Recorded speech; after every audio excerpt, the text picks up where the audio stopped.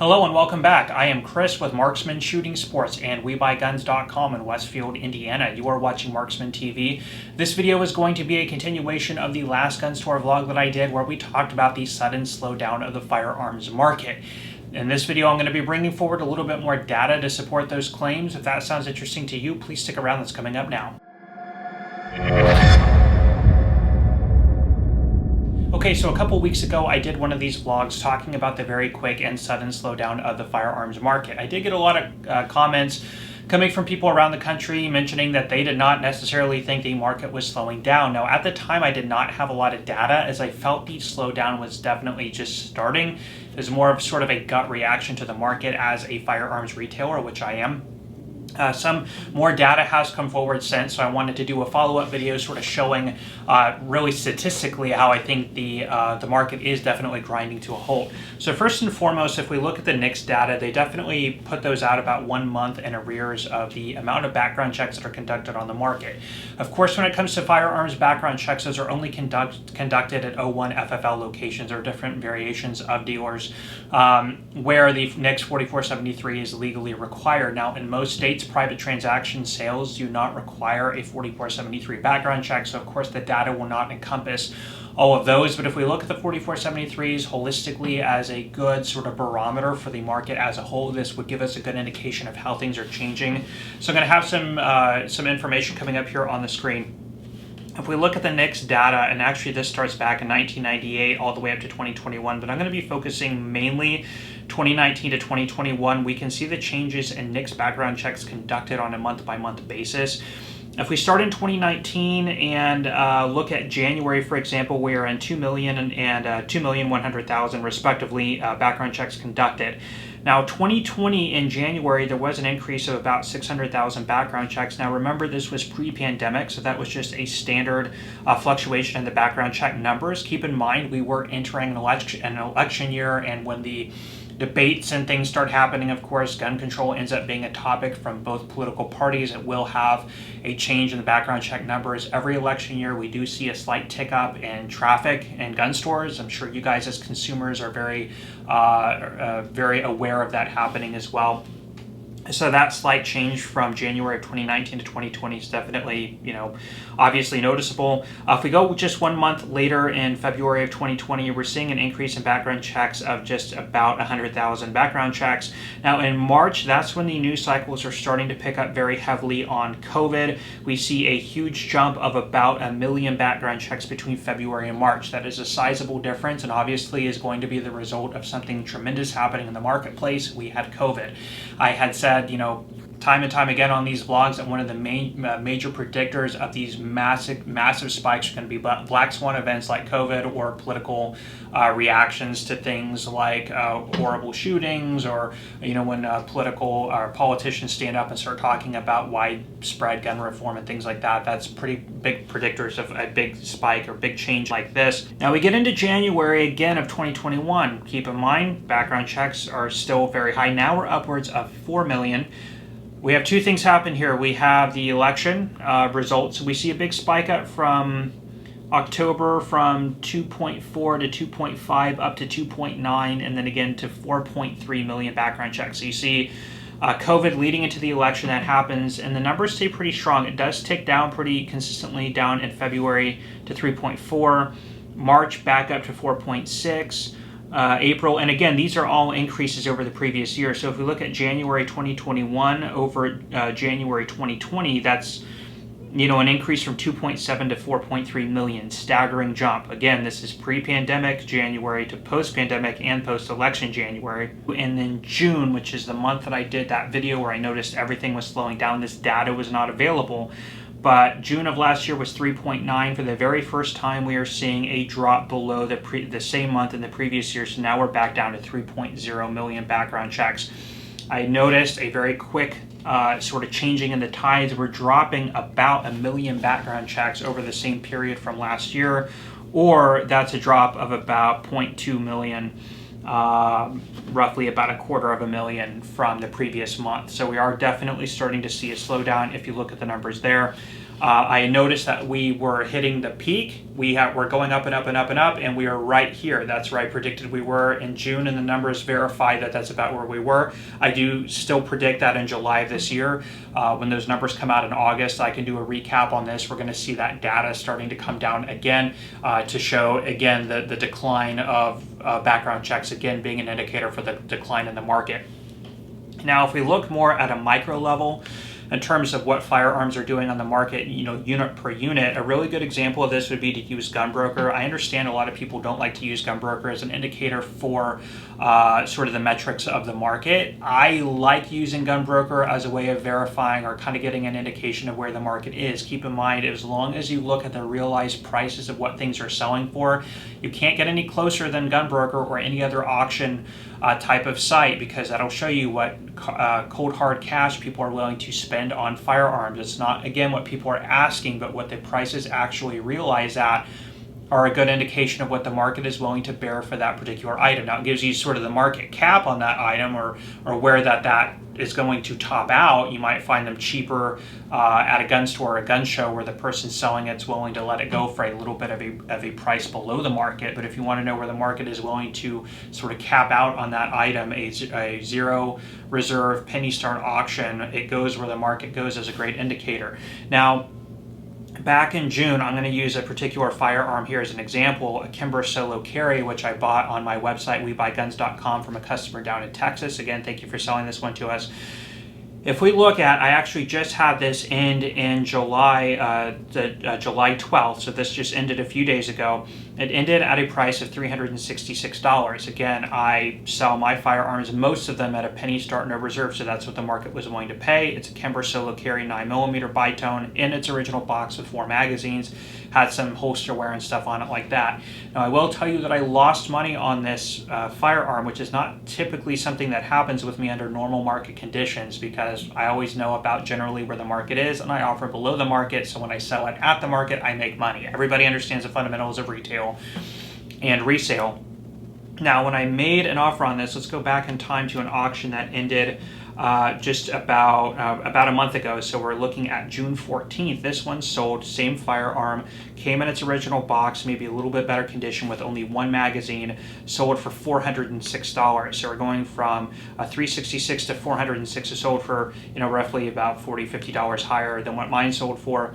If we go back in time even further to June 6th, again, same firearm, 1 magazine in its original box, sells for $465. So we are at about, again, $100 higher, which is when I made the offer on this firearm, assumed that, $465 out of a couple mags might sell between about $460 and $500. I did pay this person $375, plus I had to pay to have it shipped to me, so landed up as a little bit over $400. I expected to make between $80 and $100 on the firearm, and as you can see, it actually ended below what I paid for it. I lost on the shipping to me, and I had to pay GunBroker their auction fee, so this was actually a loss to me. This has been happening a lot because, again, the change in the market is so quick that I had been making offers based on what the market was 2 months ago, and here just a month or 2 short months later, the market has changed so drastically. In this case, the value of the firearms dropped by 25% over the period of 1 to 2 months. Again, if we look at the background check data, it would justify that, yeah, people are slowing down on their spending, pricing on this stuff is coming back down. Let's look at another example. Again, July 12th, and again, my auctions are penny start, no reserve. I sold a Bersa Thunder Plus nickel 380 with 1 magazine in its original box. And there's this auction information. You can go look at the auction, read the details if you want. Sold for $242. If we look at a Bersa Thunder Plus that sold, let's see here, in June 8th, so again, a little over a month ago, same exact firearm in the box with 1 magazine, sold for $400. Again, that's a difference of $150 on this Bersa. That one sold just a short month ago. We can look at another example to make sure these aren't just outliers.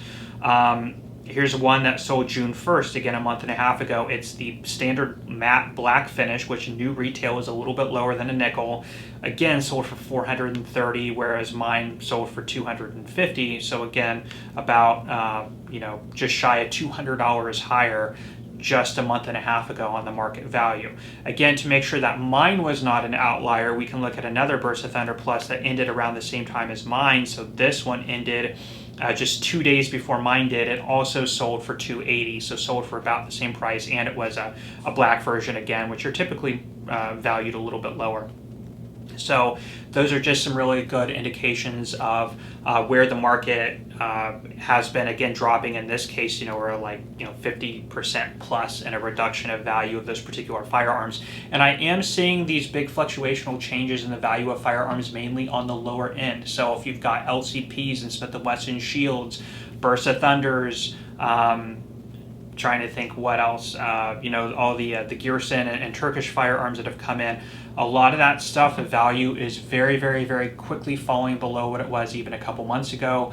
You guys know I have a website, WeBuyGuns.com. I've had to because of this, and these aren't the only two I've lost money on. A lot of firearms in this sector of the market, again, the market has changed so fast. I've lost money on them because I made offers on them back when the pricing was higher. I'm always looking at where the market is today. I will make offers based on where the market is, and I will sell based on where the market is. The market starts dropping like it is, my offers are going to come down. That's just the way it is. If some of you guys have been wondering why that is, some of my repeat customers on WeBuyGuns.com, this is the explanation to that. The market is softening up.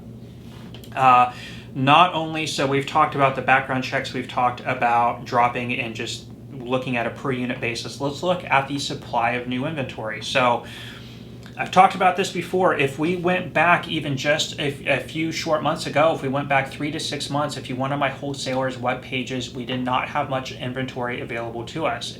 We got everything strictly on allocation phone calls because there was nothing available in the market to purchase. This would also increase the value of used firearms at the time because anything we could get in, there was a huge demand to purchase. Now that new firearms are readily coming into gun stores and filling them up, used firearms as well isn't going to be as advantageous of a thing to sell. The pricing is going to come down, of course, because when you go into gun stores now, you're going to see a lot more supply and inventory on the shelves. And this has got to be nationwide because I'm seeing availability from wholesalers nationwide. I've got a lot of comments on my previous video that a lot of your local gun stores don't have supply. It's probably a cash flow issue or something like that because the suppliers have stuff that they can purchase. I'm in the retail mode here on one of my suppliers' websites, so the pricing you're seeing on the right-hand margin is not indicative of what we are paying. It's all just flatlined MSRP. I cannot show you the wholesale pricing because I would be in violation of my agreements with my wholesalers if I did that. Again, it's protected information, but what you're seeing on the right-hand column is MSRP, so you can just ignore those numbers. But what you can see are the firearms that are in stock and how many units are available. Ruger Wranglers, again, 6 months ago, couldn't get a single one. Now if I want, I can order 330 of them right now, today, have them at my store in a couple days. The brand new release Century Arms AP5. Now again, those are very expensive, but they are totally available in the market. I could order over 100 of them today if I wanted to and have them at my store in 2 days. Again, 6 months ago, this was unheard of. All sorts of frames for handguns. We're looking at SAR. You have the Turkish firearms. Again, hugely available if I want to. There's 5 pages of inventory. Let's see, I'm having a, sorry, I gotta reload this. Canics, every Canic firearm is available. Cimarron stuff is starting to come back in. Gearson Glocks, there's Glock 19s and 17s, totally in stock. I can go ahead and purchase them right now if I wanted to. The Heritage Rough Rider stuff. So again, page after page after page. Kel-Tec CP33, that was even under normal times in 2019. That was a hard item to get. I can get them now, as many as I want. Remember I told you guys last time we had this conversation, the allocation phone calls, P365, Hellcats, things like that. I just had an allocation phone call with my sales rep today. Again, I can get as many of those things as I want. So realistically, at the end of the day, not every single item that you could possibly want is out there, but there is so much stuff now available in the market. So those people who were, getting a little bit worried, wanting to buy stuff, wanting to buy any handgun, any 9mm, any 45 that they could get their hands on in order to, have something for self-defense, that demand level is going to be gone now, because if you're just looking for a good quality firearm, I mean M&Ps, Spring Pierce, M&P 2.0s in any caliber, Easy Shields, all available, Bodyguards, all available, Shield Pluses, which are brand new to the market, all available. So now, people can have back a level of being specific for what they want rather than just buying anything, which is what we were seeing people do last year. So that whole entire chunk of that demand that we saw is gone at this point, very clearly represented in the fact that all those firearms are available to us again. Long guns, we can transition over to long guns. I mean, everything's totally available, from bolt action rifles, AR-15s, like the demand level for AR-15s, new and used in the market right now, has totally dropped compared to where it was. M&P 15 sports and all that sort of stuff totally available on the market. Ruger AR-556, the Saint line, the Virtus. I just turned down a Virtus on an allocation call because my wall is filled with AR-15s and nobody's buying them right now. So total 180 flip in the market. Of course, that is very obvious everywhere you look. Now, again, the final thing that everybody's still wondering about is ammunition and reloading supplies.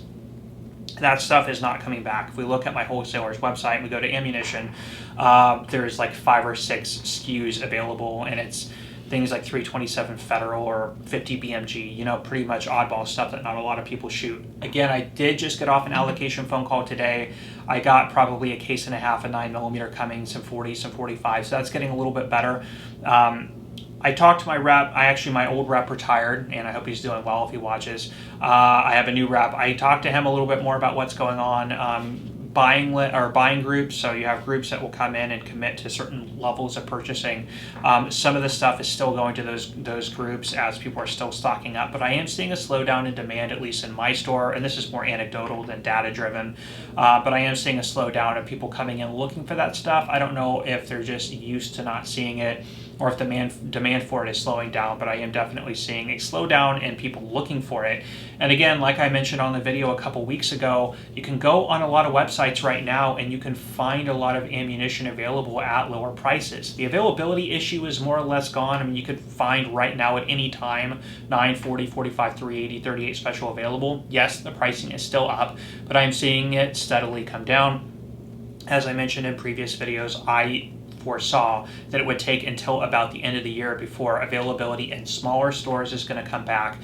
Mainly where you are seeing supply of ammunition is with large retail outlets, the people with the big accounts who spend more money year-round than small guys like I do. So they're going to get a bulk of the ammunition until the demand for it starts to calm back. I think it is too. If you have fewer new buyers purchasing firearms, fewer people out there buying guns, and it's very clear that there are few people now buying firearms, there's going to be a lower demand on ammunition to follow. That's like if you see a drop in inkjet printers, shortly after that you're going to see a drop in demand of the ink, especially if the supply of ammunition, the capacity has been up to levels of supplying the existing and new entrants into the firearms market. Clearly the new entrants level of firearms retail has slowed way down. I think it stands to reason that ammunition is going to start slowing down too. There's just going to be a lag. Again, something I've been saying in these videos. I'll be interested to see if in the next 3 to 6 months that turns out to be true, and I'll be sure to do follow-ups if that, whether that's the case or not, and try and find some more data-driven evidence. It's hard to find more data on the ammunition side of things. I did do some Vista Outdoor video analysis when those videos came out, but you don't have to do background checks for ammo, so it's hard to find data to follow those sales trends. So I can really only provide you with anecdotal sort of gut feeling sort of evidence as to where that is going, and some predictions on the market based on other factors like the reduction in gun sales. So hopefully that's some valuable insights for you guys. There's some other things we can talk about, you know, a bulking up of firearm sales through panic of legislation and things like that, but I really don't think that that's really an imminent threat of happening. I don't think that there's a lot of teeth in a lot of the politics that's going on right now. I know a lot of you feel the same way. Again, if there were, then we would see big spikes in gun sales due to things like President Biden's recent speech, which did not happen. So we'll see there. The seasonality of firearm sales does continue. The summertime is very quiet. Traditionally, you can look back at the background check data and see that, you know, typically June through about September is a pretty quiet span. We're starting to feel that seasonality, which again leads me to believe that we're back to more or less a normal sort of flow in the market as far as firearm retail sales goes. So anyway, guys, I'm going to leave you with that data and that information. If you have any questions, be sure to leave those down below for me. I'll take a look and try and answer them as I can. If you could please remember to hit that like button and subscribe if you want to see more content like this, I would appreciate it. I'm going to leave you off there. I am Chris with Marksman Shooting Sports and WeBuyGuns.com in Westfield, Indiana. You are watching Marksman TV, and I will see you next time.